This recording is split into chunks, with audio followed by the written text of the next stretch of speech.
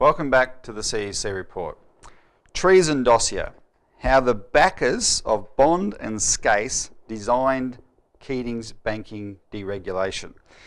Craig, everyone is told there's a consensus. In fact, Julia Gillard calls it the post-1983 consensus on economic reform.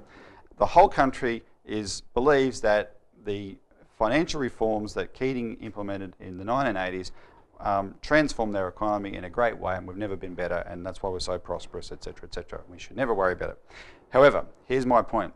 If you're one of the people who lost all your life savings in the 1980s on investments associated with Alan Bond or Christopher Skase, or if you're one of the people in more recent times who've either lost their life savings on Storm Financial or still have it frozen in some of these other managed investment schemes, of which there's hundreds of thousands of retired people around Australia who've got their investments frozen, blame those Paul Keating reforms. And if you've lost your manufacturing business, and if you've lost your farming business, right, or even if you've lost your house, you can blame all those on these reforms. Yeah. Well, what we've done, people can go to our website or get from our publication. There's an article up there now on the same page as our petition on Glass-Steagall, and it's called Why Australia Urgently Needs a Glass-Steagall Banking Separation. And there's historical background in the last two-thirds of the article under the heading The Decline and Fall of the Australian Financial System. And what that shows is the system we've got now was designed by the very people who gave the first backing to Christopher Skase and Alan Bond, the biggest corporate raiders and disasters of the 1980s. Right? In other words, those guys were not an accident, they were the point. And the losses that people suffered were also the point. So let me just give you the highlights briefly. The Australian financial system was once heavily regulated, but it was profitable for the banks and it was safe. It was safe for the banks, it was safe for us, the bank customers, or our grandparents in those days. The first rot that came into the Australian system was in the 1950s in the form of finance companies. And these were companies that were allowed to make loans that were more reckless loans, riskier loans that the banks weren't allowed to make because the banks were supposed to be safe. But Menzies said, under Menzies, the banks were allowed to own the finance companies. So they weren't allowed to make them themselves, but they were allowed to own these companies that did. And straight away, you're starting to get into the rot.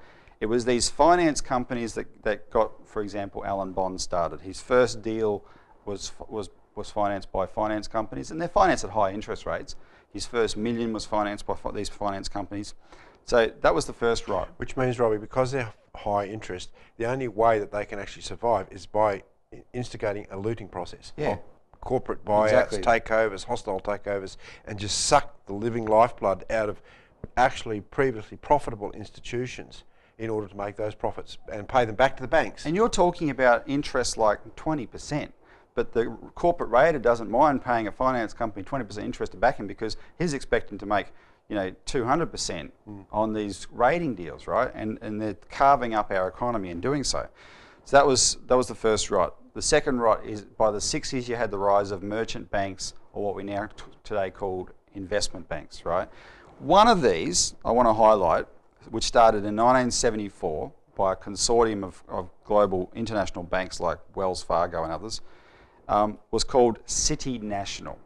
City National Finance, this merchant bank, investment bank, got Christopher Skase started. Here's the thing, this bank's chairman was Keith Campbell. So he financed Christopher Skase's first deal in 75. In 1979, I've talked in the past here a lot about Hill Samuel and Macquarie Bank. That's in this article as well, but I don't have time, we'll skip over it. Here's the point. In 1979, John Hewson was a consultant to Hill Samuel, which became Macquarie Bank. He was the economics advisor to John Howard, who was the treasurer. And Hewson got Howard to set up an inquiry into the financial system called the Financial System Inquiry. And the whole point, the inquiry was just to rubber stamp what they already planned, which was to deregulate it, right? Who did John Howard pick to run that inquiry? Sir Keith Campbell. In other words, the main guy who went on to become the architect of all the nitty-gritty reforms that was implemented to deregulate our system was the man who created Christopher Skase and foisted him on the Australian economy, right? The Campbell report predictably demanded full deregulation, which Keating delivered. This unleashed Bond and Skase and company with a vengeance. And then I want to make this point. The reason why a lot of ordinary people lost their money, Craig, is because under deregulation, the banks were all of a sudden allowed to make these kinds of loans to these cowboys that previously they hadn't been allowed to make. And so when the banks are making these loans, the ordinary investors think, well, if ANZ's investing, well, it must be safe, so I'll invest. And you had so many people lost everything.